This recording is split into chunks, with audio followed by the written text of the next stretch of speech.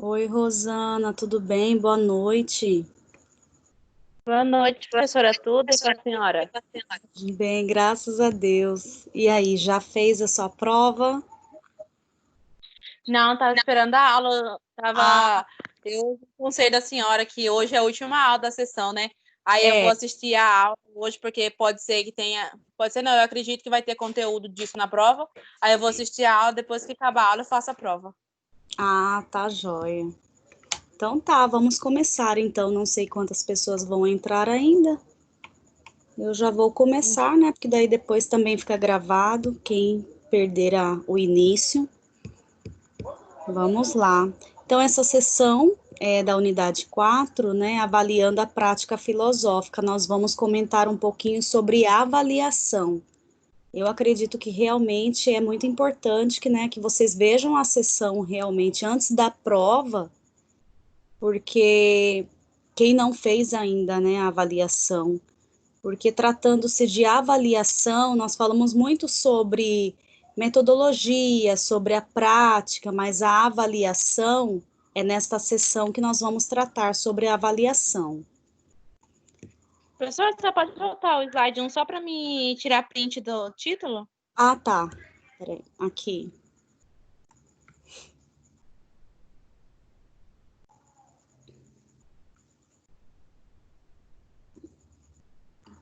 Ok?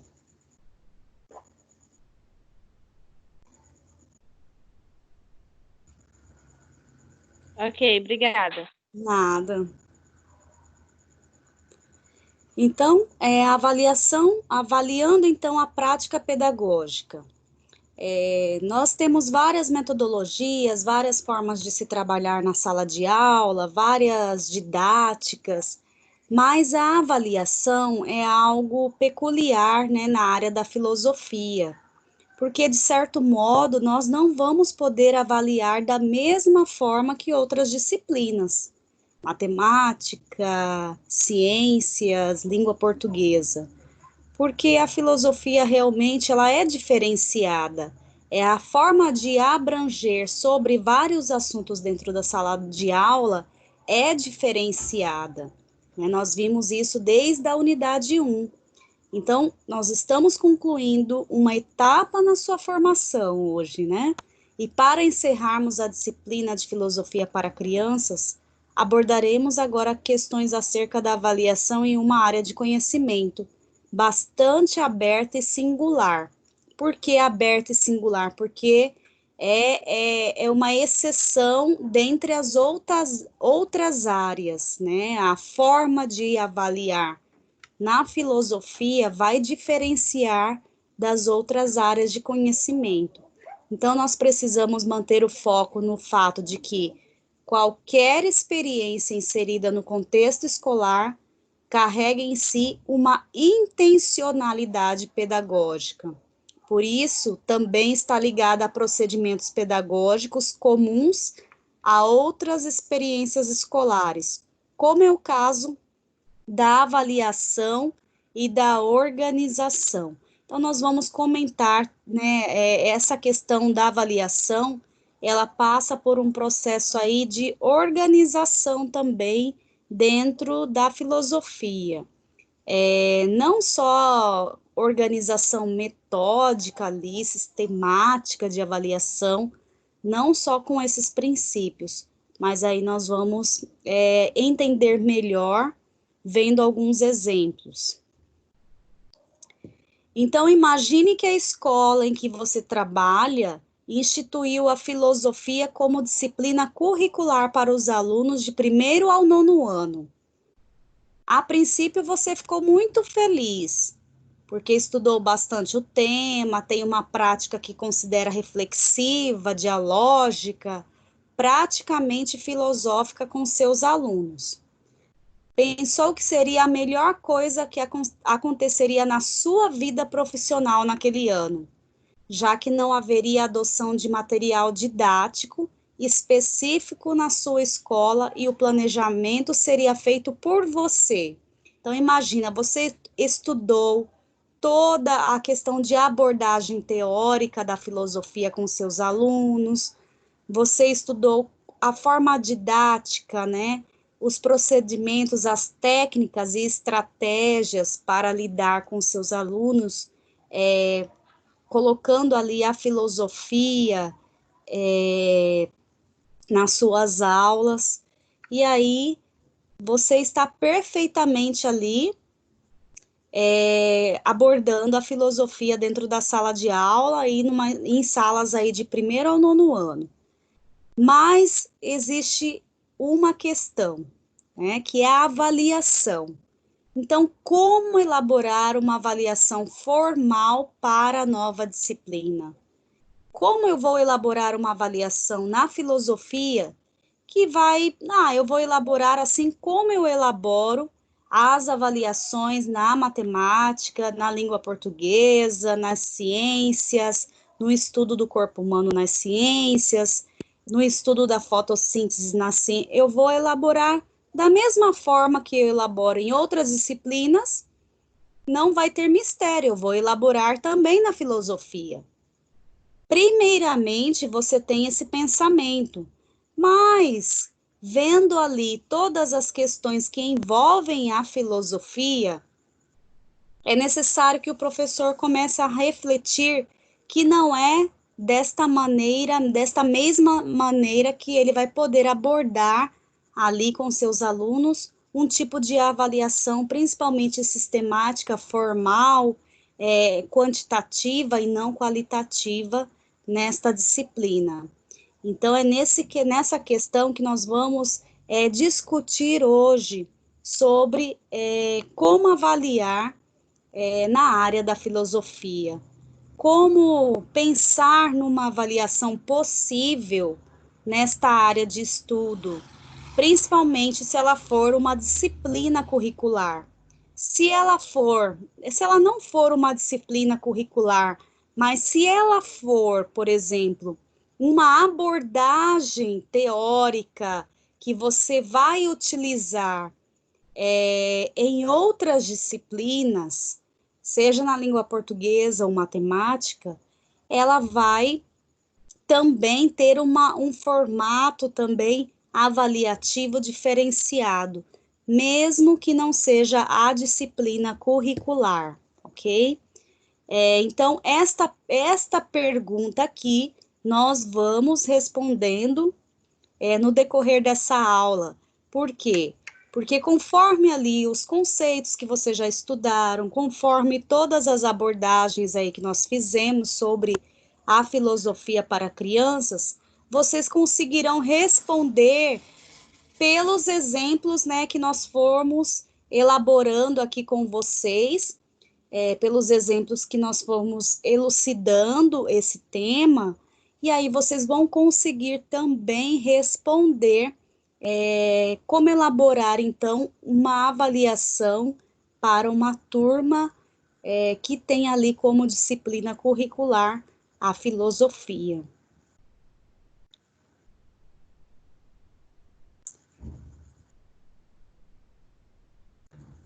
Então, as aulas de filosofia para e com crianças, como nós vimos no decorrer de nossos estudos aí, desde a sessão 1 da unidade 1, você pode configurar, né, como disciplina específica da grade curricular ou como uma experiência em que se insere em qualquer momento do cotidiano escolar, abrangendo um ou mais componentes curriculares. Então, nós vimos aí durante, né, o estudo das unidades que ela pode ser uma disciplina curricular, ou ela pode estar ali em outra disciplina, mas como uma abordagem diferenciada ali na forma estratégica, né, de você dinamizar uma aula. Então, nas formas estratégicas que nós mais vimos aí foram, por exemplo, as atividades com rodas de conversa, instaurar a comunidade de investigação numa sala de aula, os conselhos de classe entre professores que eles acabam, né, fazendo ali uma comunidade de investigação entre os profissionais da educação, que vão ali não só falar do comportamento dos alunos, mas eles vão pensar juntos em uma solução para aquele aluno que não está atingindo ali as capacidades que precisa atingir. Então, mas como toda prática educativa, ela é intencional e planejada. Quando um professor se dispõe a filosofar com crianças, há por trás dessa disposição algum objetivo educacional. Então, a filosofia, ela não é algo banal, ela sempre tem uma intenção.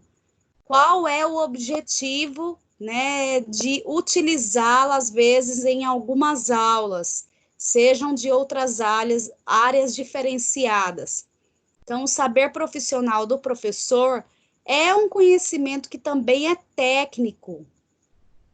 Todos nós, professores, vocês que estão se formando, aí estão aí na academia, estão se formando, eu digo a cada semestre, vocês, de certa forma, aprendem várias técnicas, aprendem várias estratégias. Não é só a questão de, eu acho que eu tenho o dom de ser professor. Não, mas é também uma questão técnica, porque é treinamento, é leitura, é exercício, é planejamento, né? É o planejamento, o planejamento errado, aí refaz o planejamento. Então, isso vai acontecendo no nosso dia a dia de profissão. Então, há métodos e procedimentos adequados para que metas e objetivos sejam atingidos. Cada componente curricular está imbricado de conceitos com requisitos e pré-requisitos. Então, de todas as disciplinas, né? Cada disciplina ali tem os seus objetivos, vamos dizer, pela ementa da disciplina, pela carga horária, tem ali os pré-requisitos e os requisitos que as crianças precisam alcançar, as competências ali daquela área que ela precisa alcançar. Então, nós sabemos todas essas coisas nas questões técnicas. Essas são os conhecimentos técnicos que todos nós professores precisamos saber. As capacidades, né? Todas as questões de objetivos de cada disciplina, as metas que eu preciso ir fazendo para alcançar tal objetivo com as crianças, isso através das atividades, através das avaliações formativas, sejam elas qualitativas ou quantitativas, essas avaliações. E muitas vezes as avaliações, elas têm esse teor até mesmo de serem ao mesmo tempo, né, ali, qualitativa e quantitativa, no sentido ali de saber o que o aluno sabe e o quanto ele sabe. Então, tudo isso faz parte de um conhecimento técnico que nós temos que ter sobre todas as áreas ali que nós vamos lecionar. Eu digo todas porque se o professor pedagogo, ele vai lecionar, ele é o professor regente da sala, ele vai lecionar várias áreas do conhecimento para uma turma só. Então, ele precisa também saber ali essas competências, essas capacidades, objetivos da disciplina. Então, exemplificando, para compreender o ciclo da água na natureza, também é necessária a compreensão dos estados físicos. Para conseguir resolver uma sentença matemática, é necessário o conhecimento das operações básicas, adição, subtração, divisão, multiplicação. E antes disso, reconhecer os sinais de que a linguagem matemática utiliza. Para que a criança avance do nível pré-silábico de escrita para o nível silábico e alfabético, é necessário dispor de atividades que promovam a compreensão da correspondência entre os sons e os símbolos e gradativamente das convenções da língua escrita. Então, cada área, nós sabemos que existem aí as fases, né, que as crianças vão aos poucos, elas vão passando de uma fase para outra, seja na matemática, seja na linguagem, seja nas ciências, porque ela vai adquirindo ali o conhecimento, formando seus conceitos, então, exemplificando, cada área ali tem o seu objetivo de alcance, onde eu quero que a criança chegue nesta área. Na língua portuguesa, eu quero que ela leia, eu quero que ela escreva. Então, ela está na fase lá pré-silábica, então ela está começando a reconhecer aí as palavras, ela está começando a codificar e decodificar. E lá na matemática, ela está lá na adição, e agora ela vai aprender a subtração. Então, eu preciso, de repente, fazer uma aula totalmente visual, com objetos, né, com brincadeiras, para mostrar a diferença de adição e subtração. Então, a criança, em todas as áreas, nós precisamos realmente trabalhar as fases, né, que vão aí, consequentemente, levando a criança ao objetivo almejado. E aí, nós pensamos, né, e a filosofia? É o que nós vamos, né, discutir agora. Existe uma linha muito tênue que separa a esfera profissional da esfera particular, principalmente em professores da educação infantil e dos anos iniciais do ensino fundamental, devido ao grande tempo de permanência com seus alunos e à frequência diária desses encontros. Há de ter grande clareza do seu papel educativo e de suas metas e seus objetivos para que sua relação com as crianças não deixe de ser profissional e passe a ser mais pessoalizada, no sentido de intimidade e envolvimento emocional. Contudo, isso não quer dizer que a relação com as crianças deva ser de distanciamento ou rispidez. Então, muito importante aqui no sentido de, para iniciar aí, né, para a tentativa de iniciar uma abordagem filosófica, é necessário aí que os professores se atentem como está essa relação dentro da sala de aula.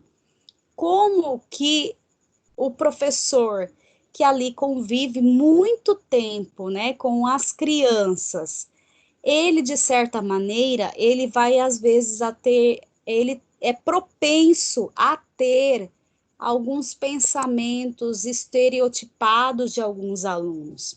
Por exemplo, de pensar, aquele aluno tal, ele já começa a estereotipizar o aluno, a dizer que o aluno é sempre daquela forma.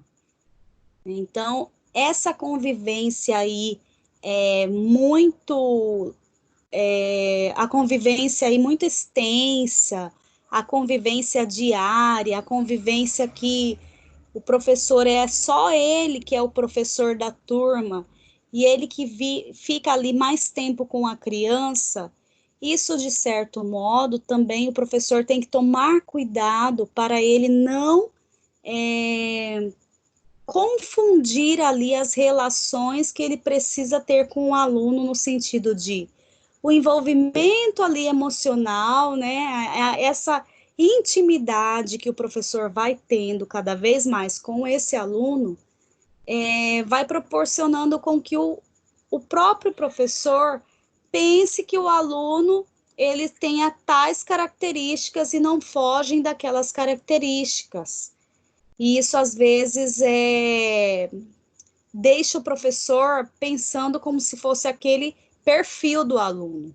Então, é como se fosse ali um estereótipo do aluno e que ele não teria ali uma questão de mudança. Então, dentro da filosofia, para começar o trabalho da filosofia, nós, professores, temos que ter uma mente muito aberta nesse sentido, de não só achar que o aluno que já teve tal comportamento, que ele vai ser da mesma forma que ele vai em todas as atividades. Então, o professor, de repente, ter aquele pré-conceito, né, aquele conceito anterior, que ele já conhece o aluno, que ele já sabe como o aluno vai agir, já sabe o que o aluno vai falar, já sabe tudo. Não, é necessário aí um pouco de humildade do professor e entender que ele precisa, né, assim, baixar a bola no sentido de deixar que o aluno ali seja o protagonista e não ele. E também não ser ríspido demais ou distante demais do aluno. Então, tem que ter ali um certo equilíbrio emocional e de aprendizagem, no sentido ali de mediador de aprendizagem, para que esse aluno realmente sinta que o professor ali é seu amparo nas questões conceituais e de aprendizagem. Eu não sei se vocês têm alguma coisa para falar sobre isso, gente. Essa questão, né? Às vezes, assim, o envolvimento demais, ou então o distanciamento, né? Que às vezes precisa ter do aluno.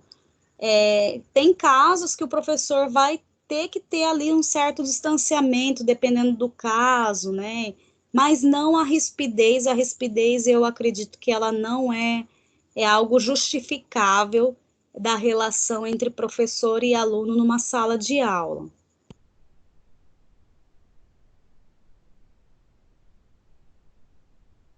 Então, essa linha, ela se atenua mais ainda quando o assunto é ser professor de filosofia ou professor que se dedica a ensinar filosofia para as crianças e se dispõe a filosofar com elas, dado que em uma comunidade de investigação todos estão em certa situação de equidade.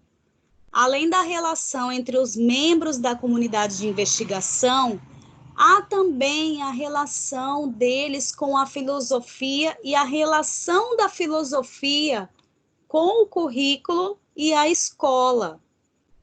Essa relação, por muitas vezes, gera um desconforto, porque se por um lado o professor deve ter clareza de seu papel dentro da instituição escola, não há clareza, consenso na escola sobre o porquê ou para que se ensinar filosofia. Então, quando o professor realmente ele é da área de filosofia, ou ele é um pedagogo que ele está dando aula de filosofia, tem sempre essas questões, essas perguntas. Por que é necessário ter filosofia na escola? Por que ensinar filosofia? Qual é a importância da filosofia dentro da escola? Essas perguntas sempre terão dentro do ambiente escolar. Essas áreas, filosofia, sociologia, são áreas que realmente há algumas incertezas das pessoas da necessidade de ter esta disciplina dentro do ambiente escolar. E estudando, né, esta disciplina, vocês vendo como é importante que haja aí uma questão de investigação maior dos conceitos, investigação maior sobre os fatos que acontecem, e a discussão aí em rodas de conversa, toda essa questão de respeito à ideia do outro e tudo mais. E aí você percebe que a filosofia realmente ela precisa fazer parte do currículo. Não é uma questão aí de, ai, vamos colocar filosofia porque é algo que vai deixar, né, o currículo mais bonito, mais atraente. A escola vai ter aí uma questão, né, de para os pais, né, dos alunos, algo assim que vai atrair mais os pais, né, a matricularem seus filhos nessa escola e tal. Não é só isso, né? A filosofia ela trabalha aí em todas as áreas do conhecimento.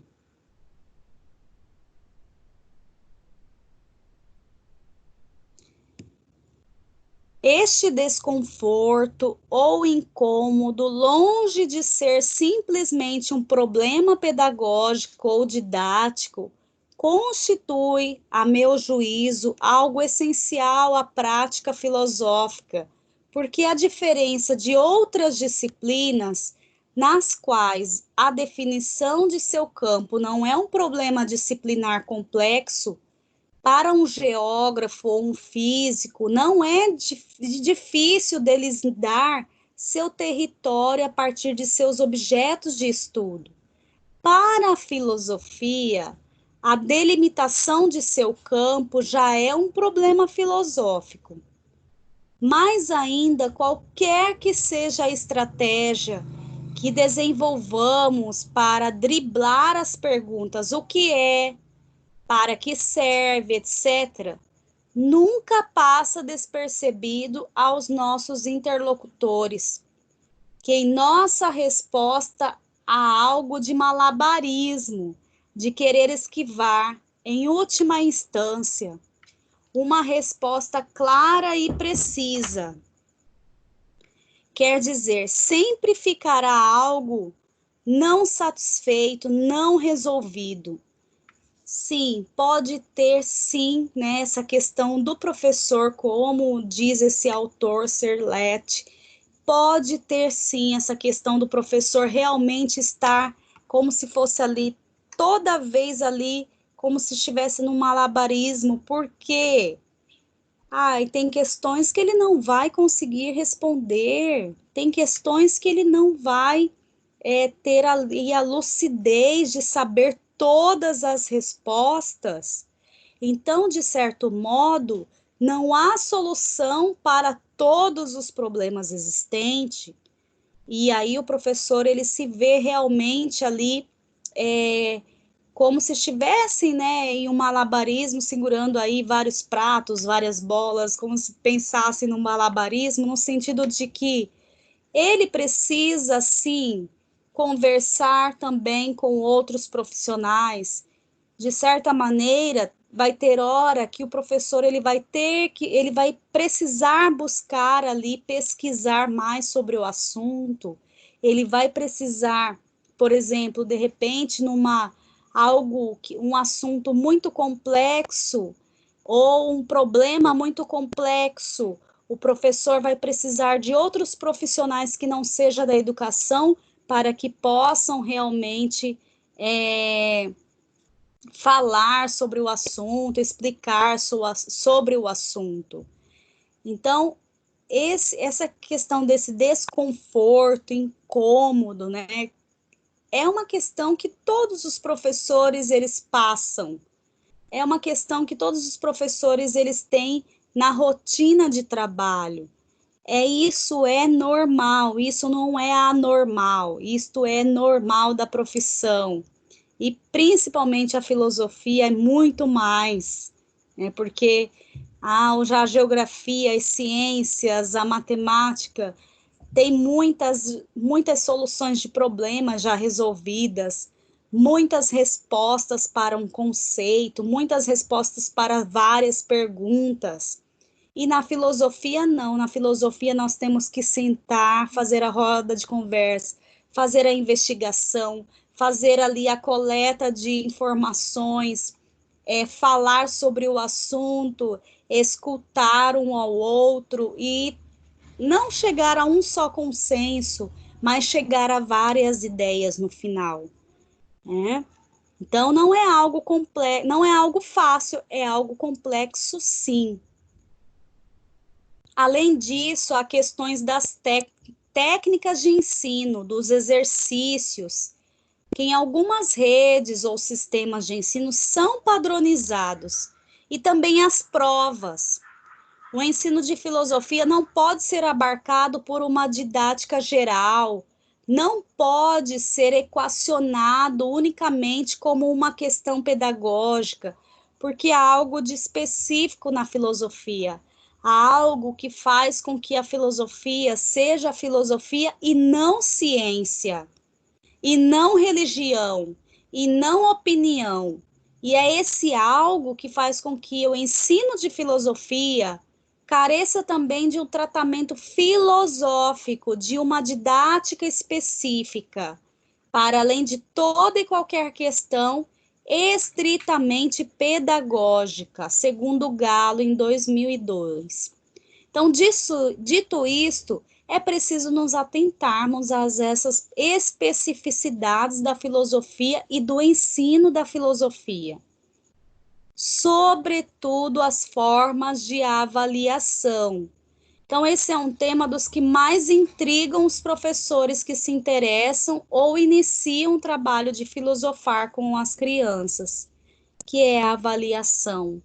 Porque fazer todo o trabalho ali, todos os procedimentos, mas pensar exatamente como também fazer a avaliação, como que vai ser aí uma produção final desse trabalho, como será o resultado desse trabalho através de uma avaliação.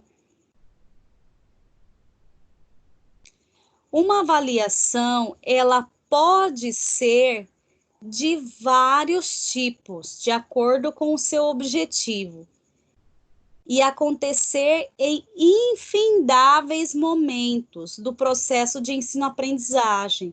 O essencial é que, ao avaliar, também ocorra o ensino e aprendizagem. Então, a avaliação no campo da filosofia, ela vai poder ser de várias maneiras, e não só, como em outras disciplinas, em momentos ali específicos, ela pode ser continuada, ela pode ser em vários momentos, né? Ela não pode ser, não precisa ser só uma data, né? Uma roda ali que vai fazer, ou uma prova, como em outras disciplinas. Ela vai variar, com certeza. As avaliações do tipo prova requerem uma metodologia de estudo dos conteúdos que não possibilita o processo criativo correspondente ao filosofar.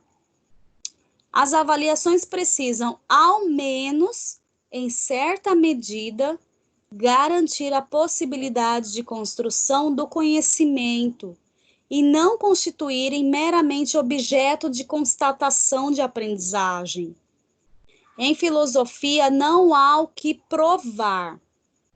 Uma avaliação significativa é aquela do tipo em que se leva em consideração a evolução do aluno em relação a si mesmo, onde se privilegiam suas capacidades cada vez mais aprimoradas de entender, contextualizar e problematizar questões importantes, significativas e relevantes.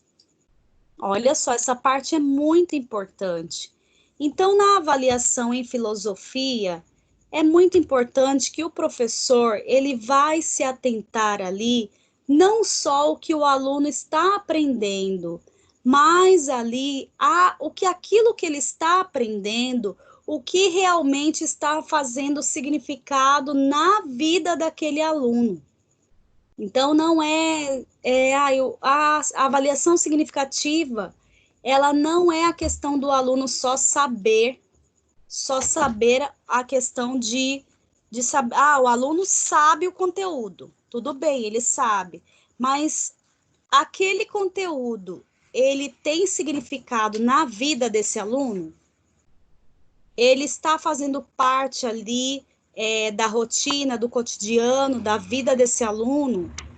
Ele precisa de algo ali na sua rotina, na sua vivência, que ele vai utilizar aquele conhecimento, principalmente na área de filosofia. Principalmente no sentido de saber conversar com o outro, saber respeitar a opinião do outro, saber ouvir e saber hora de falar. Então, todas essas questões perpassam aí o modo, né, como a criança, como o jovem, ele vai aprendendo e como ele também vai trazendo isso para a vida dele, né? Então, quando diz aqui, a avaliação significativa é aquela do tipo em que se leva em consideração a evolução do aluno em relação a si mesmo, a evolução dele em questão ali conceitual, mas a evolução também do aluno conforme as suas relações sociais, conforme ali as suas relações, né, com os outros colegas em sala de aula. Se ele é um aluno que ele consegue falar bem sobre tal assunto, mas ele não respeita o colega. Então, é necessário aí saber, né, o que realmente está sendo significativo para esse aluno. O aluno, ele fala muito bem na aula de filosofia, só que ele briga todo recreio, ele briga com outro colega, né? Ele briga, ele bate. Então, qual é o significado da filosofia na vida dele? Então, nós temos que refletir realmente como está sendo esse conhecimento nas atitudes do aluno, nas vivências principalmente sociais ali dentro do meio escolar e até mesmo saber como esse aluno é em casa, isso em conversa com os pais.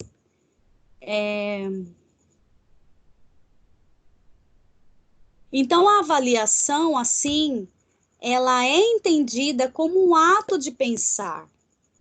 Angélica Sattler, em 1998, fala sobre isso ao demonstrar o histórico da avaliação no Brasil e nos chamar a atenção para o fato de que avaliar é valorar, e isso significa estabelecer um contrapeso, ou seja, pesar para equilibrar. Sendo assim, ela afirma que modelos de avaliação são coerentes com modelos de aprendizagem e com modelos de relações sociais vividas. Uns refletem os outros. Pensamos a avaliação como uma atividade política, cognitiva, afetiva, que precisa estar aberto ao convívio, gerar sensibilidade para entender as questões surgidas e investigá-las continuamente. Dito isto, podemos considerar que a avaliação pode ser pensada como um fator que constitui a autonomia e a emancipação da pessoa, já que é parte do processo de ensino e aprendizagem, e não apenas um momento isolado e alheio a esse processo. Nós sabemos que a aprendizagem, ela acontece ali naturalmente, conforme as motivações que nós professores fazemos em sala de aula. Então, essa autora, né, quando diz ali, esses modelos de aprendizagem, né, sociais e vida, uns refletem os outros. Então, tudo aquilo que eu ensino para o meu aluno, de certa forma, ele vai em algum momento ele vai utilizar aquilo, às vezes não nas minhas aulas, mas de repente nas aulas do outro professor ou até na outra série que ele estiver, ele vai conseguir utilizar aquele conhecimento. Ele vai conseguir utilizar ali aquele conceito que ele aprendeu ali pela motivação da minha aula. Então, não acontece isoladamente, né? Não tem todo um processo. Às vezes não é um processo lento, às vezes acontece ali de uma forma que nós que estamos com o aluno durante um ano, não vamos perceber ali essa desenvoltura conceitual do aluno. O aluno, às vezes, ele vai emergir tudo que ele sabe, que ele aprendeu, no outro ano. Isso não vai, nós não vamos nem saber se realmente, né, como foi o desenvolvimento aí desse aluno. Mas só dele estar lá no outro ano, sendo ali um aluno que está ali seguindo o que o outro professor está atendendo a tudo que o professor pede e tudo mais, eu já posso me sentir satisfeita de que eu colaborei com a aprendizagem desse aluno, tá? Então, a avaliação é um dos instrumentos mais importantes em uma comunidade de investigação, porque é por meio dela que se torna possível a autocorreção. Mas uma avaliação em formato de prova, da maneira como se tem estabelecido ao longo da história da educação brasileira, é isoladamente, não faz mais nenhum sentido na atual conjuntura, torna-se um mecanismo injusto e irreflexivo. Realmente ele ali é algo pontual, não é algo que vai fazer ali que o aluno reflita, que o aluno pense mais sobre tal questão, né? Uma avaliação formal, em formato ali de prova, ele vai estar preocupado ali momentaneamente com aquela resposta e depois ele vai esquecer aquela resposta. Então, filosofia para crianças e com crianças considera a infância como uma Agora eu instância. vi.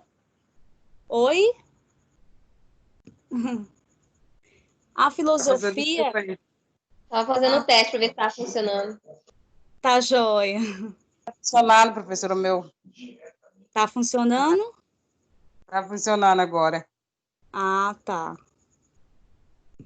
Então, a filosofia com crianças e para com as crianças, né, ela considera a infância como uma instância da vida humana, não como um vir a ser ou alguém que está em processo de se tornar alguma coisa. A criança é alguém que, em transformação, como os adultos, os idosos, os jovens e os bebês. Então, a filosofia, ela vai fazer parte de todas as fases aí da nossa vida. Seja aí, né, o bebê, o jovem. Assim, as crianças, elas ao passarem aí por motivações aí da área da filosofia, elas também vão passar por um processo longo até em compreender de fato o que a filosofia pode trazer de benefício à vida dessa criança. Ela mesmo refletir, às vezes ela não vai compreender de certo modo que a filosofia, o estudo filosófico traz tal significado para a vida dela, mas ao mesmo tempo que ela estiver praticando aquilo, já é importante, não precisa ela entender como é o processo, o que é o processo. Basta ali ela fazer ali a praticidade da área, a questão de respeitabilidade, de opiniões, de reflexão, de pensamento em todas as instâncias, em todas as relações. Então, filosofar com elas na escola é uma experiência fantástica, porque devolve a elas a voz que durante muito tempo foi sequestrada delas no espaço escolar.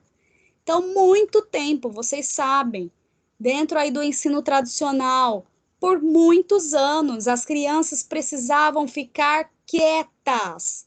As crianças não eram para abrir a boca. As crianças eram para ficar ali como se não tivesse ninguém na sala. O professor às vezes até dizia: eu quero ouvir somente o ventilador, né? Eu não quero ouvir um pio. Essas eram as falas mais engessadas que nós temos aí dos tempos tradicionais. E hoje não, hoje nós queremos ouvir as vozes, nós queremos ouvir cada criança falar, nós queremos saber o que a criança pensa, o que a criança já traz consigo de conhecimento, né, de casa, da sua cultura, das suas vivências. Nós queremos saber. Então, esse formato novo de escola, que aí eu digo aí há alguns anos que a gente já vem trabalhando isso nas escolas, é de que essa transformação realmente ela possibilite a criança ser cada vez mais um ser pensante, um ser crítico, que ele vai analisar as questões, que ele vai aprender a pensar e refletir em todos os problemas, questões que envolvem ali, desde ali o ambiente escolar e também os ambientes ali sociais que ele vive. Então, quando a gente fala porque devolve a elas a voz, nós temos que dar realmente essa voz à criança dentro da sala de aula. E esse ato ali de dar a voz à criança, isso já é um ato avaliativo. Eu já posso estar avaliando essa criança ali dentro da disciplina da filosofia, eu já posso estar avaliando ali. Eu não preciso fazer uma prova, eu não preciso fazer toda uma questão formativa para avaliar que a criança ela está fazendo o exercício de pensar, que ela está opinando, que ela está já tendo opiniões sobre vários assuntos, que ela está sabendo ouvir também o colega que tem opinião diferente. Isso é também avaliar, tá? E também a nós, educadores, um outro sentido para a escuta. Nós precisamos, muitas vezes, ouvir muito mais do que ficar falando numa sala de aula ali com crianças. Se conta uma historinha e depois fala, abre-se a roda e quer ouvir as crianças, o que elas querem contar sobre a história, ouça então. Ouça o que elas querem falar. Não interessa como elas vão falar, o que elas vão falar, ouça. É necessário ouvir, é necessário que o professor ouça. Então, transforma-nos em educadores melhores, em pessoas melhores, junto com tantas diferenças. Conseguimos enxergar e compreender o mundo de um jeito mais límpido, menos caótico. Então, essa forma ali do professor ter essa, vamos dizer assim, intimidade conceitual com essa criança, no sentido de saber ouvir, o sentido ali de perguntar algumas coisas para que a criança fale, e ali o professor ouvindo. E isso tudo vai fazer parte de um processo de ensino-aprendizagem. E neste processo de ensino-aprendizagem, o professor poderá ir avaliando ali os seus alunos. Dentro até de uma linguagem oral, a avaliação é possível também. Então, gente, é isso que eu trouxe para vocês sobre a unidade da seção 3, né, da unidade 4. Espero que eu tenha contribuído aí com vocês que ainda vão realizar a avaliação, que não realizaram, a maioria não realizou a avaliação. Então, basicamente, a unidade 4.3, ela vai dizer sobre a avaliação. E dentro da filosofia, ela vai diferenciar um pouco das outras áreas, né? O professor vai ter que fazer outras atividades, principalmente aí utilizando a linguagem oral, de repente um varal de poesias, a produção teatral, por exemplo, rodas de conversa, o professor, exemplos que tem no livro didático de vocês, o professor lá na outra sessão, o professor utilizou a elaboração de um auditório, né, com como se fosse ali várias apresentações e com o auditório. E também nessa sessão, o professor também poderá fazer várias atividades, né? Por exemplo, a produção de um livro, a produção de um varal de poesias, a produção de um livro, por exemplo, ele pode ser como avaliativo, porque um livro ali que os alunos eles vão expor sobre um determinado assunto, eles vão escrever e reescrever, e aí o professor vai revisando esse livro, essa produção. Isso pode contar também como uma avaliação. Então, há várias formas aí de se avaliar dentro da filosofia. Não é necessário realmente se prender como nas outras disciplinas, né, em provas, vamos dizer assim, provas formais ali de pergunta e resposta, de marcação de X. Na filosofia, não é tão interessante fazer esses tipos de provas. A forma de avaliação, ela vai perpassar principalmente pelo diagnóstico do professor na escuta ali, por exemplo, nas rodas de conversa. Então, nas primeiras rodas de conversa que um professor vai fazendo, ele vai primeiro ouvir mais, né, saber mais dos seus alunos, para posteriormente ele se posicionando no sentido de fomentar ali as conversas, né, as atividades e tudo mais, e aí o professor vai poder, no final, fazer, por exemplo, um trabalho que envolva todos os alunos, como um teatro, dança, produção de um livro,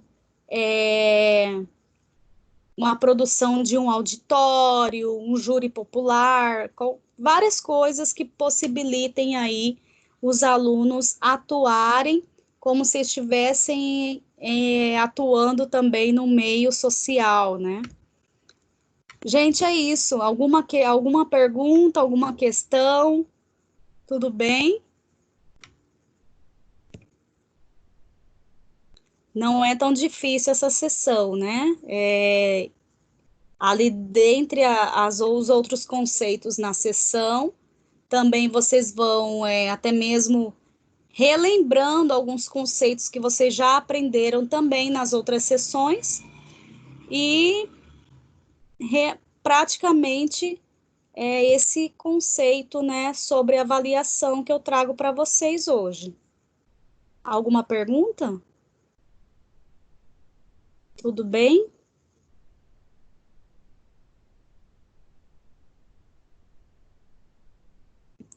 Tranquilo, gente?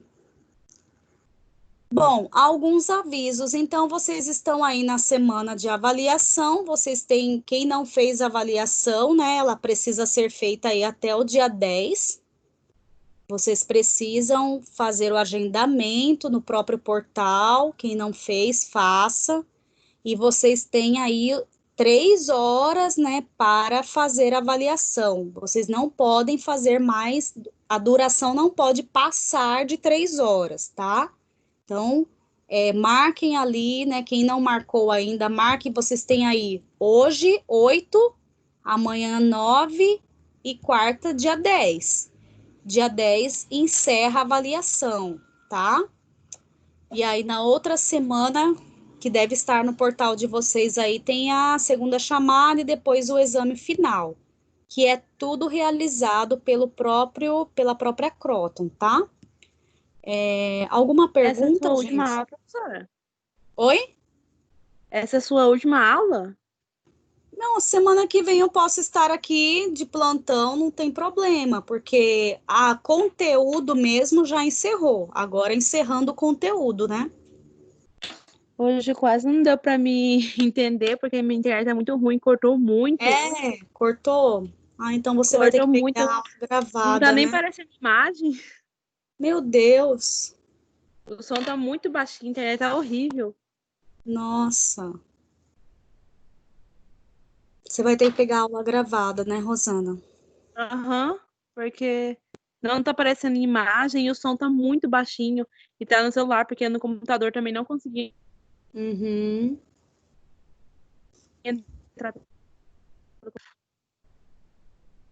Tá bem. E o seu som também tá falhando. Acho que é a internet mesmo.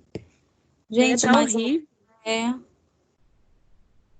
mais alguém, gente, tem alguma observação, pergunta?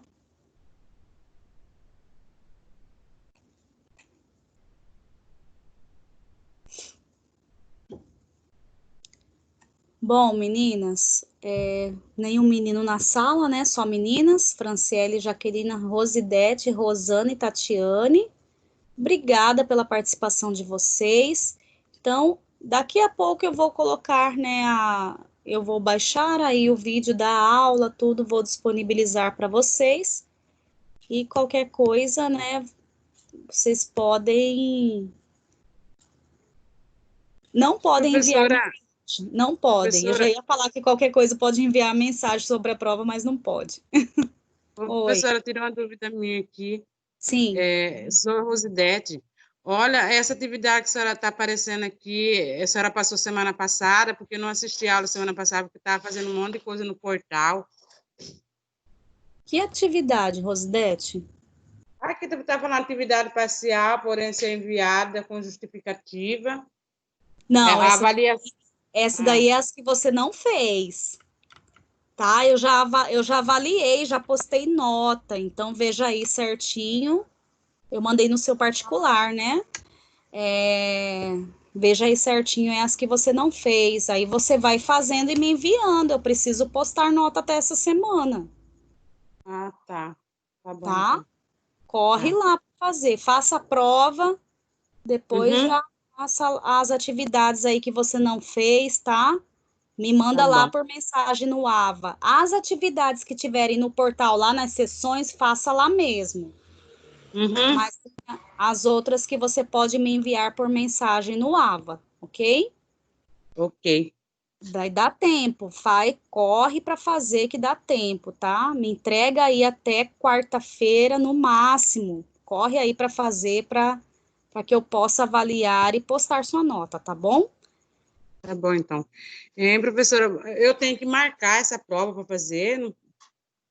Você tem que Porque. agendar no seu portal mesmo. Você Entendi. não recebeu um tutorial? Foi enviado, o líder de turma enviou, eu enviei para o líder de turma.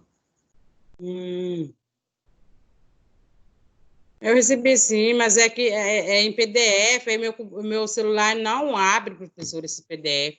Então, assim, veja se alguém, não sei se alguém pode te ajudar a abrir em outro celular para você verificar, mas é necessário que você veja aí. Você tem só até dia 10, Ah, né? então Você tá bom, tem, então. tá? Uhum. Entendi, então. Porque ela no seu AVA mesmo, que você vai lá no ícone e vai agendar sua prova. É bem fácil, tá? Quem já fez aí pode dizer, né, que não é difícil, né, gente? É porque no meu Ah, não aparece. entendi. Depois eu vou ligar para a Milene me ensina. Isso, tá bom? Uhum. Tá Veja bom, então. certinho. Já marca hoje, tenta fazer hoje esse agendamento para amanhã ou depois de amanhã, Hum, tá? E aí Tá. você tem só 3 horas para realizar. Você não pode começar num dia e terminar no outro. Você tem que fazer no mesmo dia. Uhum. Dentro de 3 horas, tá? Tá bom. Tá. Mais alguém, gente, tem alguma dúvida? Franciele, Jaqueline, Tatiane, tá tudo bem? Tudo tranquilo, meninas? Tudo ok, professora. Tudo ok? Tá. Tudo Então tá certo. tudo certo, Franci? Então tá, Tudo. gente. Então, gente, assim, qualquer coisa, né? Se alguém não. Ah, eu não tô conseguindo agendar aqui. Eu encaminhei para os líderes o tutorial de como faz esse agendamento.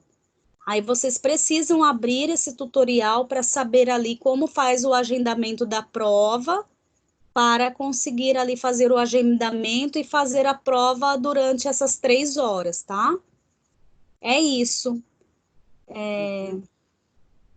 Aí você vai ver, né, Rosidete, como faz, né?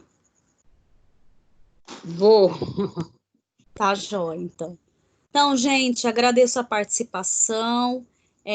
Não vou poder responder perguntas sobre a Oi, prova. professora.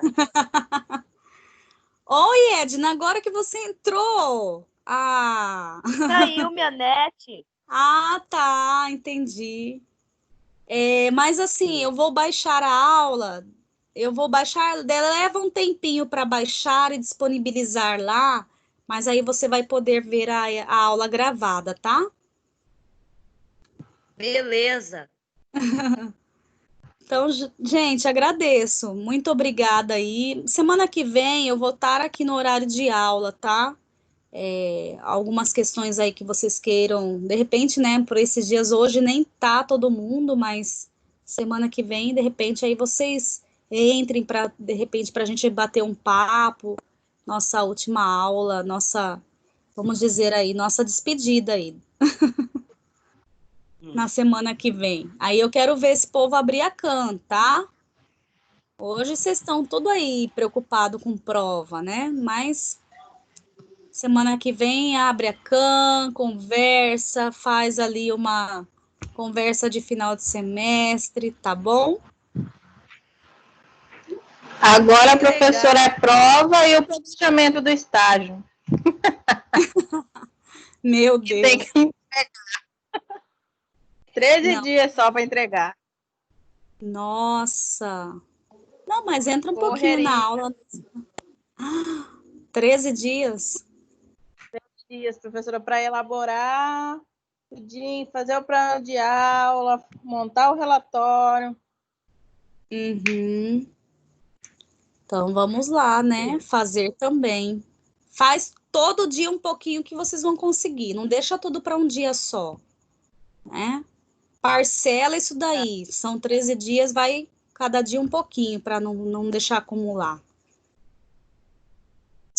Ok, meninas? Tudo bem então, né? Ok. Então tá, semana que vem tô aqui, qualquer Ok. coisa, né, que vocês quiserem conversar, nós estaremos aqui para finalizar aí a nossa disciplina, tá bom? Um grande abraço, fiquem com Deus, se cuidem. Está um aumento aí, né, de casos, então vamos realmente nos cuidar, gente. Vamos cuidar da nossa saúde, cuidar dos outros, né, que moram com a gente. E vamos aí prevenir contra essas doenças aí, tá? Um grande abraço, fiquem com Deus. Tchau, tchau. Professora, boa noite. Boa Tchau, noite. professora. Boa Tchau. noite. Tchau, gente, ó. Fica com Deus. Deus também. Amém. Tchau, professora. Tchau, Tchau, tchau. tchau. Tchau.